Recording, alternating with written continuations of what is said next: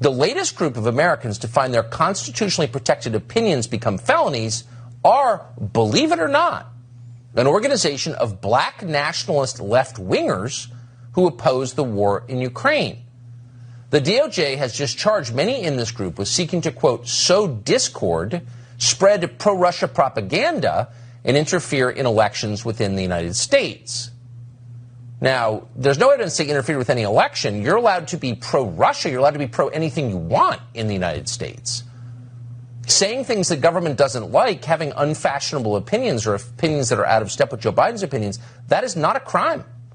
You can spread pro-Russia propaganda if you want to. You can spread anti-Russia propaganda if you want to. You can say whatever you want, but not anymore.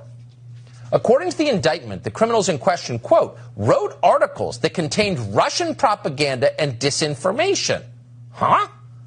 They also gave speeches and posted videos that annoyed the State Department. Here's one of them. There's a discussion about Russian military border buildup on its border with Ukraine, and how this represents a terrible threat to Ukraine by Russians. But there is no acknowledgement of the history that took us to this place, how the U.S. overthrew, participated in facilitating the overthrow of a government in Ukraine that was friendly to the Soviet Union. This is an ongoing aggression. It did not just start. It's been going on for a while, but the U.S. government relies on the ignorance of the people in this country and much of the world that's facilitated by people like Zuckerberg. So, for whatever it's worth, we're not really sure who that guy is. We know he's American. Pretty sure that on a lot of issues we likely would not agree with him. A lot of what he just said in that video seems to be true. But even if it weren't true, even if he was wrong, it would still be constitutionally protected speech. In a free country, which we had until recently, you are allowed by definition to have dumb opinions. Most of us do, but not anymore. So that man you just saw is facing 10 years behind bars for expressing views about Ukraine that the Biden administration doesn't want to hear. That's terrifying. Does no one else think that's terrifying? It is terrifying. And to that man's credit, whoever he is, he saw it coming. Here he is at a rally last month. They have declared that black people are so stupid that it takes Russians to tell us that we are oppressed. I have never known a moment of black freedom for my entire life. I have never read of a moment since the beginning of a colonial mode of production where black people have been free. And yet they're saying that we are agents of some foreign power because we say black people must be free. Okay, again, we're not defending that guy because we agree with all of his views. We probably don't. That is totally irrelevant. Whether you agree with what someone is saying has nothing to do with his right to say it. Americans are allowed to say what they think is true, period. If they take that right away, you are no longer a citizen, you are a slave. Glenn Greenwald is the host of System Update. He joins us tonight. Glenn, thanks so much for coming on.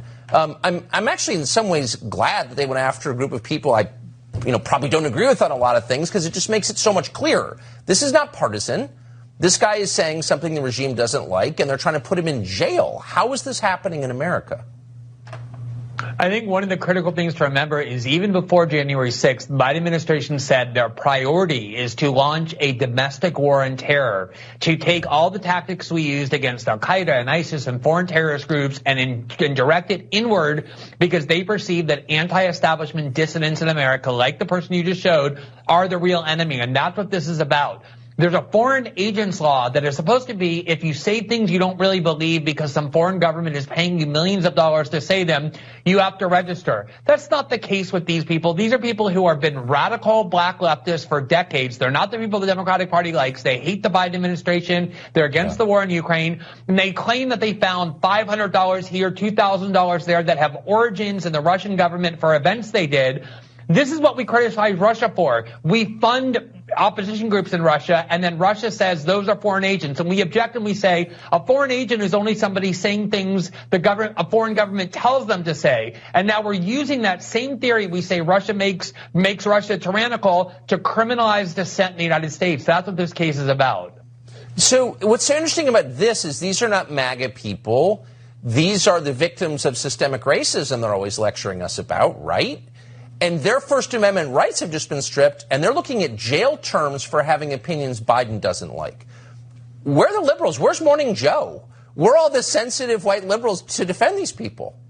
They're not. Well, this is why I'm so glad you're covering this case, Tucker, because this is the tactic that tyrants always use.